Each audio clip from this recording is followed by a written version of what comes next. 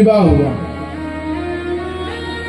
अब महाराज एक बार नारद जी ने सोचा देख के आवे भगवान इतने बड़े परिकर में कैसे रहते हैं। तो बलराम जी नारद जी ने क्या किया। अब देखो नारद जी का काम क्या है, थोड़ा भड़काने वाला काम करते हैं। भोले बाबा अच्छा खासे बैठे रहते थे तो वहां पर भी चुगली करके माता पार्वती भोलेनाथ में खटपट करवा दी थी। उन्होंने भी सोचा भगवान के यहाँ सब ठीक रहता है, अरे मैं खटपट न कराऊं तो मेरा नाम नारद ही क्यों पड़ा, भाई खटपट तो करवाऊंगा। तो महाराज एक सुंदर सा पारिजात का पुष्प लेकर गए और माता रुक्मणी को दे दिया, माँ ये पारिजात का पुष्प है आप रखो। माता ने रख लिया।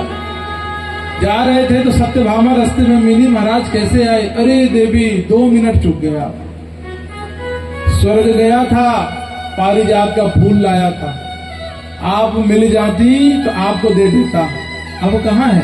अब रुक्मणी के बालों में देखना बड़ा सुंदर पुष्प है, कभी नहीं मुरझाता।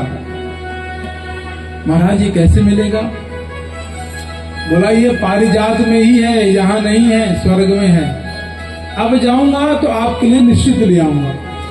सत्यभामा ने कहा प्रभु अभी चाहिए। बोला अब तो देखो आप रुक्मणी से बात करो। नारद जी तो भिड़का के चले गए। कृष्ण भगवान ने देख लिया नारद जी को जाते, समझ गए गड़बड़ हो गई। महाराज देखा तो सत्यभामा का मुंह फूला हुआ था। देवी क्या हो गया, क्या हो गया। अभी बाबा आए थे, पारिजात का फूल लाए।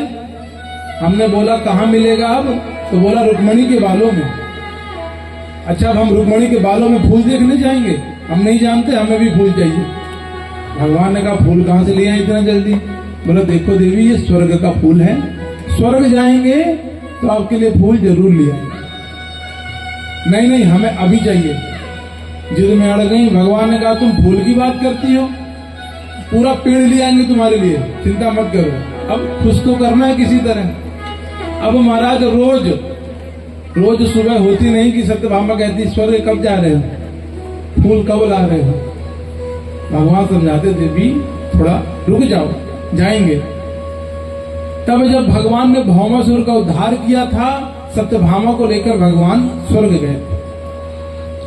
वहां जाकर सबने खूब स्वागत किया भगवान का।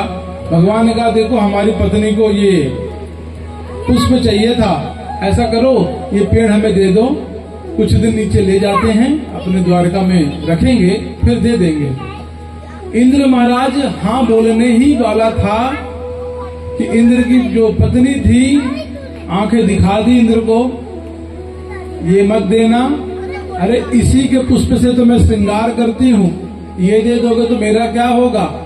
तो हाँ करता हुआ इंद्र तुरंत बदल गया। महाराज समुद्र मंथन में पारिजात निकला था, आपने ही कहा था कि ये स्वर्ग में रहेगा, ये स्वर्ग की धरोहर इसे यही रहने दो।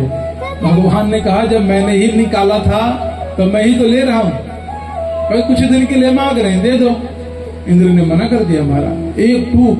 भगवान ने कहा सुन, हम तो प्रेम से मांगने आए थे, लेकिन तेरे मना करने से ऐसा नहीं है कि हम अपनी पत्नी को है, हमें भी तो जीना है भाई। ये दिन भर बोलती रहती है।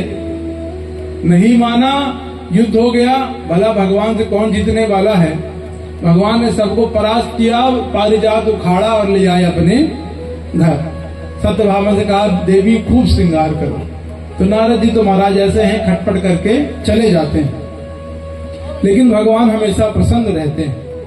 एक दिन महाराज